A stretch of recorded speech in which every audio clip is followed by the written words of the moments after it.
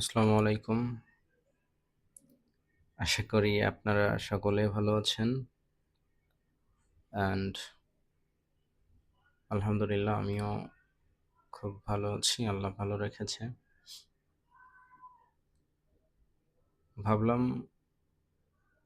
আজ থেকে video making করা শুরু করি। ভিডিও মেকিং এর আইডিয়াটা এসেছে কনটেন্ট ক্রিয়েটের অভিজ্ঞতা থেকে। দ্যাট মিন্স আমি আমার ক্লায়েন্টদের জন্য কনটেন্ট ক্রিয়েট করে থাকি। Actually, my profession is a social media manager, and right now আমি ৩টা জব করতেছি ৩টা কোম্পানিতে সোশ্যাল মিডিয়া ম্যানেজার হিসাবে। সোশ্যাল মিডিয়া ম্যানেজারদের মেইন একটা কাজ হচ্ছে কন্টেন্ট ক্রিয়েট করা। অর্থাৎ কোনো একটা প্রোডাক্টের অথবা কোনো একটা পণ্যের কিংবা কোনো একটা সার্ভিস কিংবা পার্সোনাল ট্রেনার তারা যে বিষয়টা সোশ্যাল মিডিয়ার মাধ্যমে প্রমোট করতে চায়। ধরেন বাংলাদেশের এক ব্যক্তি ডিজিটাল প্রোডাক্ট সেল করে, অথবা বাংলাদেশের এক ব্যক্তি অ্যামাজনে প্রোডাক্ট সেল করে। তো তার অবশ্যই পার্সোনাল ব্র্যান্ডিং আছে, কিংবা না থাকলে থাকা উচিত। তো যখন পার্সোনাল ব্র্যান্ডিংগুলো করতে যাই তখন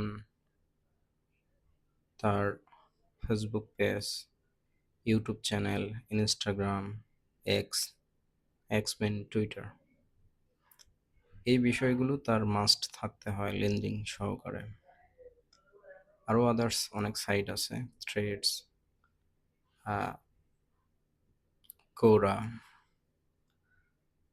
এই বিষয়গুলো থাকা অত্যন্ত জরুরি। তো এগুলাকে আবার অর্গানিকভাবে প্রমোট করা যায়, মার্কেটিং করা যায়। আমি এই কাজগুলো করতে পারি। বেসিকভাবে video editing and graphics design and copy writing and content create, ebook writing, presentation or cover design, logo design, post design, Facebook ad, Google ad, Bing ad, TikTok ad, Snapchat ad। তো এগুলোর জন্য আমি আবার Google analytics দিয়ে এগুলোর ফলাফল নির্ধারণ করি এবং একটা রিপোর্ট তৈরি করি যে কোনটার এখন কি পরিমাণ গ্রোথনেস আছে, কিংবা কোন সোশ্যাল মিডিয়াতে কোনটা কি পরিমাণে ভিউ পাচ্ছে। আমি দেখি যে যেই বিষয়গুলো, যেই কাজগুলোর মাধ্যমে বেশি ভিউ অর্জন করা যায়, বেশি এঙ্গেজড হওয়া যায় অডিয়েন্সদের সাথে, সেই বিষয়গুলোর উপর আরও বেশি জোর দিয়ে অর্গানিকভাবে এটাকে রিচ করানোর চেষ্টা করি। সো আমার যখন কাজই এইগুলা, আমি এগুলো করতে ভালোবাসি। And right now my passion. So I hope এটা অনেকেই জানে, আমার পরিচিত যারা, আবার হচ্ছে অনেকেই জানে না। তো মূলত সেই ইচ্ছা থেকেই আমি এই যে আজকে যেভাবে দেখছেন যে ফার্স্ট ভিডিওতে কথা বলতেছি, মাঝে মধ্যে এরকম ভিডিও আসবে আশা করা যায়, যদি খুব একটা ব্যস্ত না থাকি। তো আমার এইসব কাজগুলো থেকে আমার মনে হয় যে আমি এই যে ভিডিও মেকিং, এটা পারবো আর কি। খুব একটা অস্বাভাবিক কিছু না, কিংবা আমি যে এটা করব, মানুষ তো কোনো একটা কিছু করে উদ্দেশ্য নিয়ে, ঠিক আছে?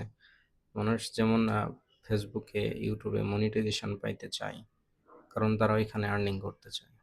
সো আমার রাইট নাও এরকম কোনো উদ্দেশ্য নেই।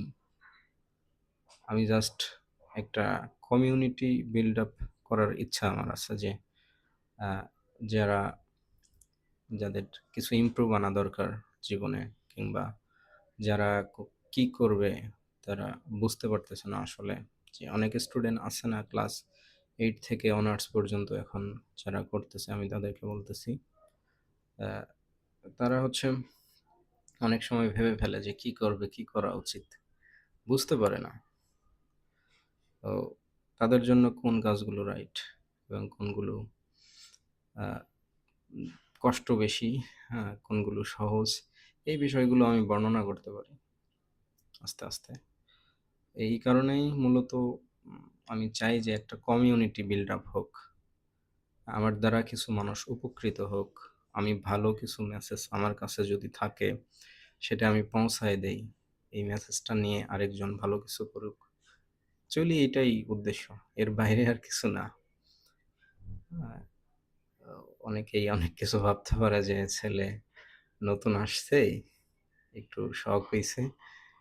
ভিডিও মেক করলো, তারপরে আর খুঁজে পাওয়া যাবে না, কিংবা এগুলো সব টাকা ইনকাম করার চিন্তাভাবনা করতেছে। বিষয়টা আসলে ওরকম না যদিও বা, কিন্তু ওই যে আমার একটা আমার মনে হয় যে আমার কাছে যা আছে, এই মেসেজগুলো, এই কথাগুলো যদি আমি ছড়িয়ে দিতে পারি আরো কয়েকজনের মাঝে, তাহলে আই মিন এখানে ভালো কিছু হতে পারে।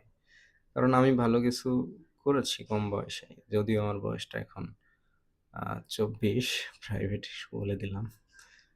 ২৪, তো সেক্ষেত্রে আমি যতটা ইমপ্রুভমেন্ট করতে পেরেছি, আমার বন্ধু-বান্ধব কিংবা ফ্রেন্ড সার্কেল অনেক আছে বিভিন্ন জায়গায়।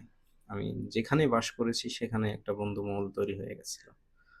এবং এখনো রাইট নাও আছে, এবং শুধু বন্ধুমহল না, ক্লাস ফ্রেন্ড বলতে গেলে টিমমেট, কাজের সাথী, এবং কোর্স করেছি কোথাও, ওই সেখানকার ক্লাসমেট, টিমমেট, এই মিলে মোটামুটি 1000 প্লাস আমার পরিচিত লোকজন আছে যারা আমাকে বন্ধু বলে ডাকে, এবং আমিও তাদেরকে বন্ধু বলেই ডাকি।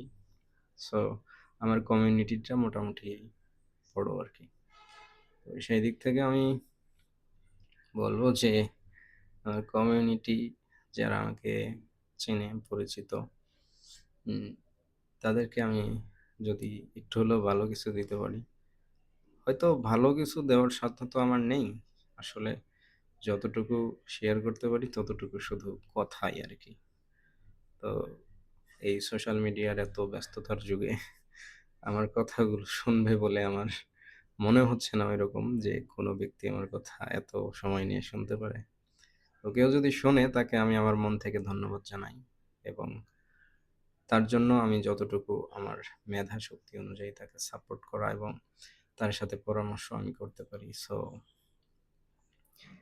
ওকে, আজ থেকে শুরু হলো এবং আপনারাও জেনে রাখলেন। আল্লাহ মাছালে দেখা হবে নেক্সট কোনো ভিডিওতে। So thank you so much everyone. আল্লাহ হাফেজ।